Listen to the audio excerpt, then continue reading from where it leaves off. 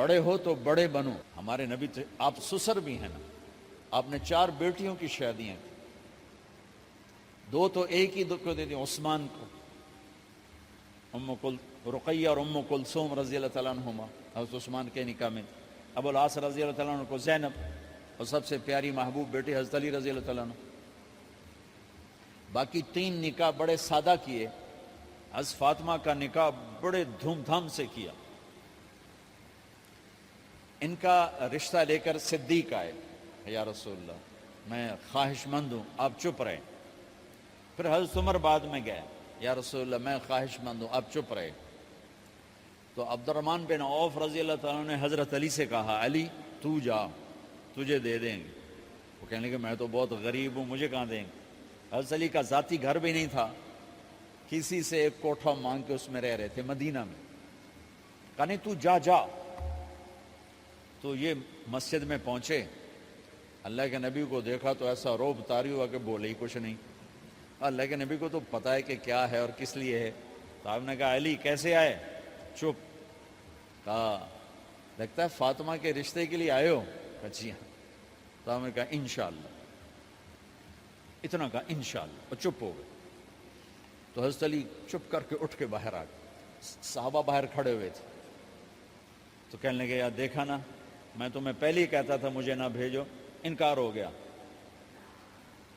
بولے ہی کچھ نہیں. تو حضرت عبد الرحمن بن عوف کہنے لگے جنہوں نے بھیجا تھا, وہ کچھ تو کہا ہوگا, کہ بس انشاءاللہ کہا. کہا تو اللہ کے بندے ہاں ہو گئی, نبی کی انشاءاللہ ہاں ہوتی ہے, یہ ہاں کیوں نہیں کی؟ سبحان اللہ, اللہ اکبر, یہ ہاں کیوں نہیں کی؟ گھر گئے, فاطمہ علی کا رشتہ آیا ہے کر دوں, اس لیے ہاں نہیں کی. ہم تو بیٹیوں سے پوچھتے ہی نہیں, عیب سمجھتے ہیں بیٹیوں سے پوچھنا. جی میں گاں نو بن چھڑیا قلعے نال, ایویں اسی دیاں نو بن چھڑنے قلعے نال. مجھے ایک اپنی مطلب برادری لیول کے ایک خاتون کا فون آیا کہ مولانا پڑھایا مجھے لاہور میں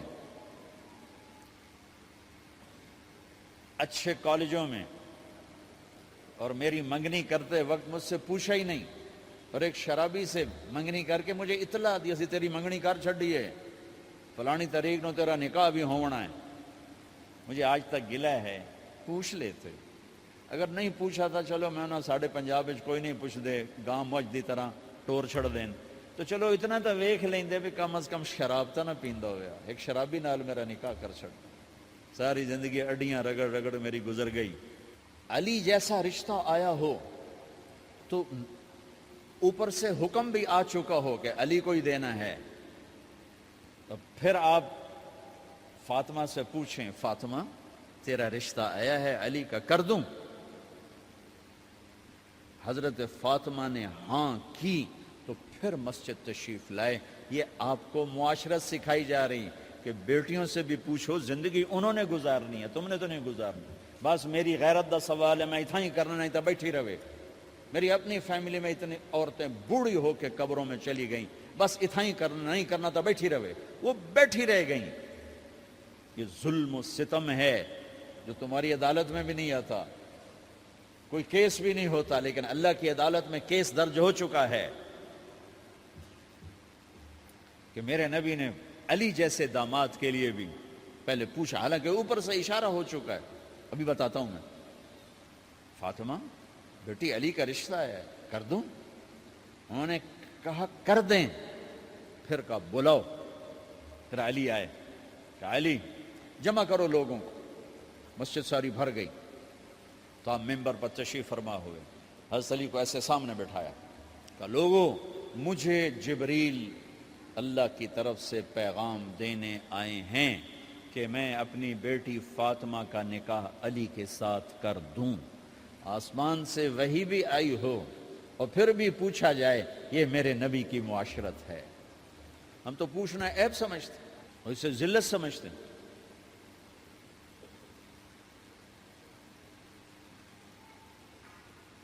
پھر آپ نے اتنا بڑا اہتمام کیا. مسجد نبوی پرانی جو آپ کے زمانے کی تھی, بہت بڑا ہال تھا, اس کا بھرا ہوا تھا. آپ نے سب کو شہد کا شربت پلایا, خود نکاح پڑھایا, نکاح پڑھایا, نکاح کا خطبہ پڑھ کیا, پھر کہا علی میں نے فاطمہ بنت محمد کو 400 درم مہر کے عوض تمہارے نکاح میں دیا, تو نے قبول کیا؟ انہوں نے کہا جی میں نے قبول کیا, اور سجدے میں چلے گئے اور زور سے دعا مانگی, رب اوزعنی ان اشکر نعمتک التی انعمت علی وعلی والدی وان اعمل صالحا ترضاہ واصلح لی فی ذریتی انی تبت الیک واننی من المسلمین. میرے نبی نے کہا آمین, زور سے کہا آمین. نکاح ہو گیا. رخصتی ہوئی 6 مہینے بعد, 1 مہینے بعد, 1 سال بعد. 3 روایات ہیں, فوراً 4 روایات, لیکن زیادہ صحیح ہے دیر کے بعد, فوراً نہیں ہوئی, کچھ عرصے کے بعد رخصتی ہوئی. حضرت عقیل آپ کے بھائی وہ کہنے لگے علی اب رخصتی ہو جانی چاہیے, تو یہ دونوں مل کر آئے سلمان فارسی کے پاس کہ سلمان بھائی ہماری رخصتی کروا دو. سلمان فارسی کا بڑا احترام تھا, انہوں نے جا کر بات کی ام سلمہ رضی اللہ تعالیٰ عنہ سے. ام سلمہ نے بات کی اللہ کے نبی سے, کہا ہاں ہاں آ جائے لے جائے, آ جائے لے جائے. تو علی رضی اللہ تعالیٰ عنہ اپنی اونٹنی لے کر آئے. تو حضرت علی کا گھر وہ کرائے پر گھر تھا ایک کونے پر, تو وہاں اسماء بنت امیس اور ام ایمن گئیں اور اس کے فرش کو لیول کیا, فرش میں سرخ مٹی ڈال کے اس کو لیول کیا اور دیواروں کی پوچا پاچی کی اور وہاں کھوٹیاں لگائیں کپڑے ٹانگنے کے لیے. آپ نے حضرت عائشہ, حضرت ام حبیبہ, حضرت ام سلمہ سے فرمایا تمہیں پتہ ہے نا مجھے فاطمہ سے کتنا پیار ہے, اسے دلہن بناؤ. دلہن بنانا بھی سنت ہے, دلہن بناؤ, اسے دلہن بناؤ. تو آپ کو دلہن بنایا گیا. پھر علی رضی اللہ تعالیٰ عنہ تشریف لائے سلمان فارسی اور عقیل کے ساتھ, اونٹنی کو دروازے پر بٹھایا. تو آپ نے علی کا ہاتھ پکڑا, اندر تشریف لے گئے اور فاطمہ کا ہاتھ پکڑ کے علی کے ہاتھ میں دیا اور کہا بیٹی مجھے اپنے خاندان میں جو سب سے زیادہ محبوب تھا میں نے تیرا ہاتھ اس کے ہاتھ میں دیا ہے. پھر کہا علی تجھے نبی کی بیٹی مبارک, نبی کی بیٹی مبارک. پھر آپ نے اسے پیالے میں پانی منگوایا اور اس میں آخری 2 سورتیں پڑھ کے دم بھی کیا, تھوک بھی ڈالا. پھر اس میں سے انگلیاں ڈال کے ان کے سینے پر چھڑکا کہ دونوں پی لو, دونوں کو پلایا. پھر باہر تک چھوڑنے آئے, حضرت علی نے آپ کو اونٹنی پہ بٹھایا. آپ نے 2 عورتوں کو ساتھ بھیجا, ام ایمن اور اسماء بنت عمیس. یہ چھوٹی سی بارات جا کر علی کے گھر اتری اور آپ نے حضرت علی سے فرمایا کہ میں عشاء پڑھ کے آؤں گا, میرا انتظار کرنا ہے. تو عشاء کی نماز کے بعد آپ تشریف لے گئے. آپ نے دوبارہ پیالے میں پانی منگوایا اور اس پر آخری 2 سورتیں پڑھ کے دم کیا. پھر ان کے سینے پر چھڑکا, یہاں بازوؤں پر چھڑکا اور کمر پر چھڑکا اور دعا دی اللہم اسد جدہما وجمع شملہما وبارک علیہما واخرج منہما ذریۃ صالحہ. یہ دعا دی آپ نے اس وقت کہ میرے مالک ان کے جمع ہونے میں برکت عطا فرما اور ان کو سعادتیں عطا فرما اور ان کو نیک اولاد عطا فرما. یوں میرے نبی نے اپنی بیٹی کو رخصت فرمایا. اگلے دن آپ نے حضرت علی کو بلا کے فرمایا علی ولیمہ بھی کرنا ہے. کہنے لگے یا رسول اللہ میرے پاس تو کچھ نہیں. تو آپ نے کہا, تو سعد بن ابی وقاص کہنے لگے یا رسول اللہ میرے پاس ایک چھترا کھڑا ہے, چھترا لاؤ. ذبح کیا گیا. آپ نے اس میں چھوارے ڈلوائے, قورمہ بنوایا, قورمہ, اور اپنی طرف سے حضرت علی کو پیسے دیے کہ جاؤ چھوارے, گھی, شہد خرید کے لاؤ. تو علی رضی اللہ تعالیٰ نے 5 درم کے چھوارے خریدے اور 3 درم کا شہد خریدا اور 1 درم کا گھی خریدا. 9 درم تھے ٹوٹل. تو آپ نے کافی سارا آ گیا تو چھواروں کی گٹھلیاں نکلوا کے ان کو پسوایا, پھر شہد اور گھی میں ملایا اور ایک سویٹ ڈش تیار کی اور اس کو حضرت علی کے ولیمے میں آپ نے اپنی طرف سے پیش کیا. تو اس دن تازہ روٹی جو کی پکائی گئی اور دیگ پر میرے نبی خود بیٹھے کھانا کھلانے, تقسیم کرنے خود بیٹھے. اب ایک چھترا ہے, 13-14 کلو گوشت ہے, 15 کلو, تو 50 آدمی کھا لیں گے. آپ نے کہا سارے مدینے کو دعوت ہے, سارے مدینے والے جتنے بھی آئے, اور میرے نبی خود دیگ سے نکال کے کھلاتے رہے. سارا مدینہ ولیمہ فاطمہ کا کھا گیا اور دیگ بھری پڑی تھی. تو ولیمے میں تکلف جائز ہے, سادگی بھی جائز ہے, سادگی بھی سنت ہے, تکلف بھی سنت ہے. ہاں جو ہماری خرافات ہیں, فضولیات ہیں, یہ تباہ کن ہیں, ان سے بچنا بڑا ضروری ہے. اور بھائیو, کسی کی شادی ہو, اس بچے کی ہو رہی ہے, یہ افسر ہے, ایک ریڑھی والے کی ہو, کسی بھی گھر کی آبادی کا ایک ہی سبب ہے, وہ میٹھا بول ہے, وہ اچھا سلوک ہے. جس کی بیٹی کو لے جا رہے ہو اسے عزت دینا, اور یہ جو جا رہی ہے یہ ان کو اپنا ماں باپ سمجھے, اپنے خامند کے ماں باپ کو اپنے ماں باپ سمجھے. جاتے ہی لکیریں لگانا نہ شروع کر دے, میں انہوں وکھرا کرتے انہوں ایدے کرتے انہوں ایدے کر. وہ اپنے گھر کا ایک فرد بن کے زندگی گزاریں. جو لے کے جا رہے ہیں ان کے ذمے ہے کہ اس کو بیٹی بنا کے لے جائیں. سسرال جو ہوتے ہیں وہ ہمیشہ عیب دیکھتے ہیں, خوبیاں انہیں نظر ہی نہیں آتی. تو کھٹ بٹ تو ہوتی رہتی ہے, کوئی ایسی بڑی بات نہیں. کھٹ بٹ کو صلح میں بدلو, مزید چڑھائی جھگڑا نہ بڑھاؤ. میرے نبی حضرت فاطمہ کے گھر آئے, دیکھا تو آپ اداس بیٹھی. آپ نے کہا فاطمہ بیٹی کیا ہوا؟ کہ میرا اور علی کا جھگڑا ہو گیا. اچھا. خود گئے بیٹی کے باپ ہو کر, دیکھا تو حضرت علی مسجد میں سوئے ہوئے تھے. آپ نے ان کو اٹھایا, کہا یا ابا تراب قم, آپ کو یہ ٹائٹل یہاں ملا, اے ابو تراب. فرمایا کرتے تھے کل کائنات ملتی تو اتنی خوشی نہ ہوتی جتنا اس ٹائٹل کی خوشی ہے. ابو تراب کہنے کا کیا مطلب تھا؟ کہ اظہار محبت کے لیے ایسے ٹائٹل دیے جاتے تھے. تو ابو تراب کہہ کر یہ میسج دیا کہ میاں بیوی کی لڑائی ہوتی رہتی ہے, میں تجھ سے ویسے ہی محبت کرتا ہوں جیسے پہلے کرتا تھا. یہ میسج دیا اس نے. اب حضرت علی کو لائے اٹھا کر اور گھر میں تشریف لائے. نہ علی کی سنی نہ فاطمہ کی سنی. ہاں بھائی علی کی مسئلہ ہے, ہاں بھائی فاطمہ کیا مسئلہ ہے. یہ مسئلے سن سن کے بھی زیادہ لڑائی ہو جاتی. صلح کراون والے بھی آپ ہو 2-4 لتر مار کے آ جاندے. تو میرے نبی نے کیا کیا, سبحان اللہ, زمین پر لیٹ گئے. ادھر علی کو لٹایا, ادھر فاطمہ کو لٹایا. علی کا ہاتھ اپنی ناف پہ رکھا, فاطمہ کا ہاتھ ان کے ہاتھ پہ رکھا, اور بیٹی کے ہاتھ پر اپنا ہاتھ رکھا. پھر فرمایا کہو ہماری صلح ہو گئی. علی کہو, فاطمہ کہو. دونوں نے کہا ہماری صلح ہو گئی.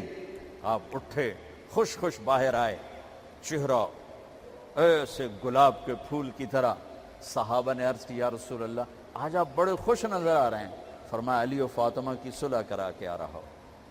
تو کھٹ بٹ ہو جانا تو کوئی بڑی بات نہیں ہے, مطلب یہ وہ گھر ہے, میں اس گھر کی کیا تعریف کر سکتا ہوں. تو میں آگے کا ایک قول سنا دیتا ہوں ابن عباس کا, کہ جنت میں نور کی چمک اٹھے گی.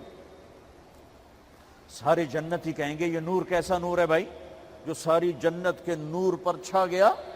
تو فرشتے بتائیں گے کہ او جنت الفردوس میں علی و فاطمہ بیٹھے ہیں, کسی بات پہ ہنسے ہیں, ان کے دانتوں سے جو نور نکلا ہے اس نے جنت کو روشن کر دیا. لیکن کھٹ پٹ یہاں بھی ہو گئی. ان سے بڑا گھر میرے نبی کا ہے, وہاں بھی کھٹ پٹ. ایک دفعہ آپ نے حضرت عائشہ سے کہا مجھے پتہ لگ جاتا ہے جب تو مجھ پہ ناراض ہوتی ہے, مجھے پتہ چل جاتا ہے. انہوں نے عرض کی یا رسول اللہ آپ کو کیسے پتہ چلتا ہے؟ کہ جب تو مجھ پہ ناراض ہوتی ہے نا تو قسم اٹھاتے ہوئے کہتی ہے ابراہیم کے رب کی قسم, اور جب مجھ پہ راضی ہوتی ہے تو پھر تو قسم اٹھاتے ہوئے کہتی ہے محمد کے رب کی قسم. کہ ایسے مجھے پتہ چل جاتا ہے جب تو کہتے ہیں نا ابراہیم کے رب کی قسم, تو مجھے پتہ چل جاتا ہے کوئی کھٹ بٹ ہو گئی ہے. تو نبی کے گھر میں بھی ہو جاتی ہے. یہ مسئلہ تو ختم ہوگا جنت میں. ہمارے ذمہ ہے کہ ان چیزوں کو کم کریں. یہ ایک میرے نبی کی معاشرت ہے میرے بھائیوں, اسے سیکھو, اسے سمجھو, اسے پڑھو. تو بھائیوں میرا نبی ایک زندگی دے کر گیا ہے. یہ چونکہ شادی کا موقع ہے اس کو میں نے تفصیل سے بیان کیا ہے, اس کی تفصیل بیان ہی نہیں کی جاتی. یہ اتنی ضروری ہے جتنی نماز ضروری ہے. نماز تو 5 وقت پڑھیں گے, زندگی 24 گھنٹے روپ بدل رہی ہے. ہر روپ میں میرا نبی کیا چاہتا ہے اس کو سیکھو, اس کو سمجھو. کرو گے اللہ آپ کو چمکائے گا, بنائے گا. اپنی کمائیوں میں حلال لاؤ, حرام سے بچو. جج بھی بیٹھے ہیں, وکیل بھی بیٹھے ہیں, کسی ظالم کے وکیل نہ بنو. وَلَا تَقُلْ لِلْخَائِنِينَ خَصِيمًا. آپ کو ایک آیت میں جوڈیشری, جج, مقننہ اور وکلاء کا پیغام اللہ کا سنا دیتا ہوں. اِنَّا أَنزَلْنَا إِلَيْكَ الْكِتَابَ بِالْحَقِّ لتحکم بین الناس بما اراک اللہ ولا تقل للخائنین خصیما، مقننہ قانون ساز، تو انا انزلنا الیک الکتاب بالحق، قانون بنانے کا حق اللہ کو ہے، اللہ کے قانون کو اپناؤ۔ آگے جج حضرات، فحکم لتحکم بین الناس بالحق، ججوں کو حکم ہے کہ حق فیصلے کرنا، بک نہ جانا، دب نہ جانا، حق کے فیصلے کرنا۔ تیسرا وکلاء کو، ولا تقل للخائنین خصیما، ظالم بددیانت کی وکالت کے لیے کھڑے نہ ہو جانا ورنہ مارے جاؤ گے، مارے جاؤ گے۔ ولا تقل للخائنین خصیما، ان کے لیے دلائل قائم نہ کرنا ورنہ ہلاک و برباد ہو جاؤ گے۔ تو بھائیو، یہ نکاح کو ذرا میں نے تفصیل سے بیان کی ہے کہ یہ زندگی ہے جس کو سیکھنا ہے۔ حلال کماؤ، بچوں کو حلال دو، بیوی کو حلال دو۔ اللہ کی قسم حرام سے کبھی بہار نہیں آتی اور حلال پہ کبھی خزاں نہیں۔ حلال کھانا، حلال کھلانا، تو تم شاد و آباد رہو گے۔ اللہ میں عمل کی توفیق بخشے۔